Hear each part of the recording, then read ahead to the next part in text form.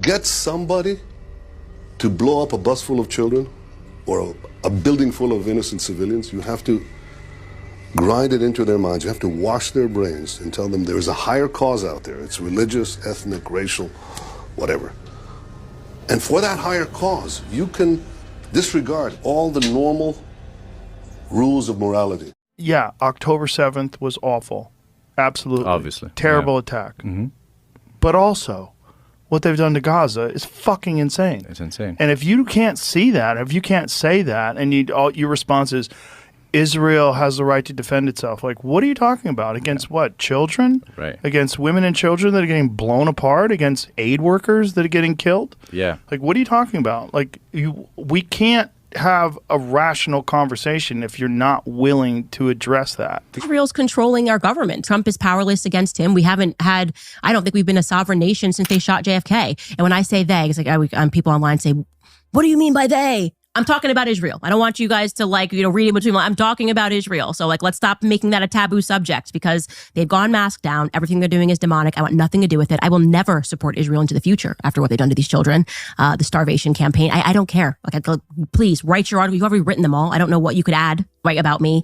But I do not support Israel. And I don't think that Jewish Americans should support Israel. And I hope that they're now having those conversations. I see many of them recognizing that they have been propagandized into believing they have to support this demonic state. And so I'm hoping now that we're getting to that point where people can recognize that whether you're black, you don't have to agree with BLM, whether you're Jew, allowing your identity to shape your morality is problematic. Okay.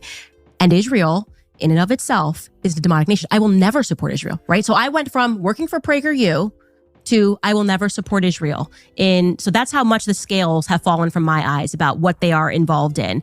And if this isn't your wake-up call to just look at the footage of what they are doing, they're playing Hunger Games and throwing food at them and then killing people and seeing who survives. It's just at your fingertips. You have to take a look at what Israel is doing.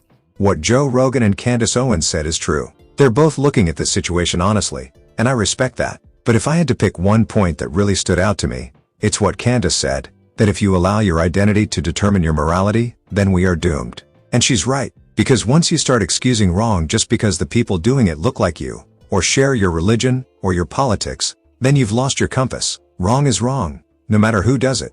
Think about the double standards we're seeing. When Russia invaded Ukraine, the whole world came out condemning it. Sanctions, speeches, headlines, everybody was saying it was evil.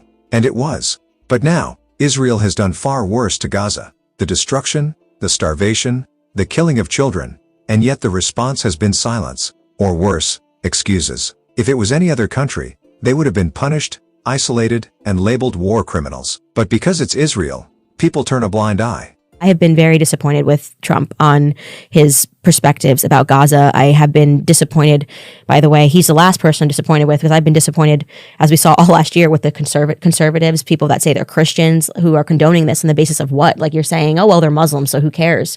And that gets into our programming, which I've spoken about in my podcast, of this 9/11 programming, where we just don't see Muslims as human life. And to me, to speak about Gaza and talking about casinos and hotels, and these people just lost their entire families. Yeah. It's so far removed from humanity to see those Palestinian children, and the images are seared into my brain. The screaming, the crying, the bleeding, the stuff that we saw on X for the first time, largely thanks to Elon freeing the bird, and really realizing how much we had been lied to about what was happening in that region. It was very easy for me to say, take whatever you have to take from me. I have to be on the human side of things. Let's be clear. What Hamas did on October 7th was terrible. Innocent people died, and that should never be brushed aside. But what's been happening since then in Gaza is not justice. It's not self-defense. It has gone way beyond that. Starving children, bombing hospitals, wiping out entire neighborhoods, that is cruelty. That is evil. And here's where Candace's point really hits home. Too many people stay quiet because of identity. Some feel they have to support Israel no matter what. Others feel they have to support Palestine no matter what. But morality doesn't work like that. You don't get to close your eyes when it's your side doing the killing. If it's wrong for Russia to bomb Ukraine, it's wrong for Israel to bomb Gaza. If it's wrong for Hamas to kill innocent civilians, it's wrong for Israel to do the same. The truth is, killing is killing. Innocent blood doesn't change its value depending on who spilled it. And the world needs to stop pretending otherwise. Because when we allow double standards to rule, we make space for more suffering. So my takeaway from both Joe and Candace is this: stop the double standards, stop letting identity decide your morality, and start calling things what they are. Evil is evil, no matter who does it, or who it's done to.